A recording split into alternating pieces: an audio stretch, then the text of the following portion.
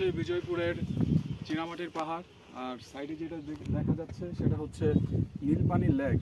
আসলে এটা মানবশ্রেষ্ঠ লেক, যেটা খনন কাজের জন্য এরকম হয়েছে।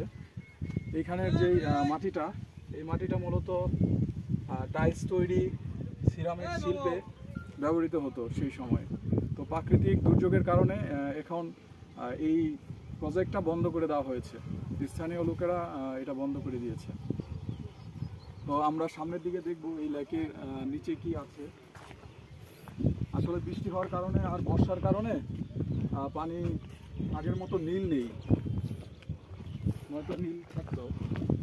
শীতকালে অবশ্য নীল থাকে এই পানিটা।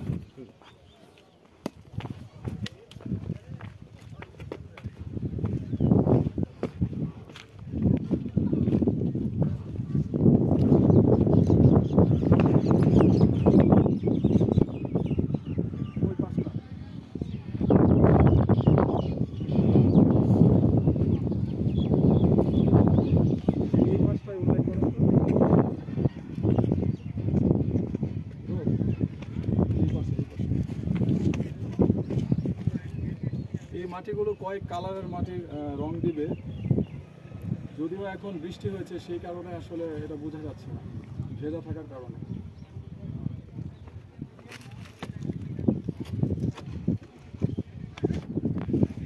এখানে অনেকে ছবি তুলে, ফটোগ্রাফি করে, এমনকি ইত্যাদি অনুষ্ঠানও এই জায়গাটায় অনুষ্ঠিত হয়েছে। এই মাঠে অনুষ্ঠান হতেছে না ইত্যাদি পিছনের ব্যাকগ্রাউন্ড ছিল এটা, বুঝতে পারছি। তবে ইত্যাদি অনুষ্ঠানে একটা মেজর একটা ইস্যু, যেটা হচ্ছে আমাদের সুষম দুর্গাপুরের যে রাজা ছিল, প্রথম রাজা সোমেশ্বর পাথর, এবং সুষমের রাজধানী যে দুর্গাপুর ছিল সেটা কিন্তু উল্লেখ করা হয় না ইত্যাদি অনুষ্ঠানে। এমনকি মহারাজা কুমোদচন্দ্রের নামেও একটা স্কুল আছে আমাদের এখানে। তো তাদের বংশ পরম্পরায় তারা কিন্তু এখনও তাদের বংশ পরম্পরা এখানে জীবিত আছে, কিন্তু তাদেরও কোনো সাক্ষাৎকার নেওয়া হয়নি ইত্যাদি অনুষ্ঠানে।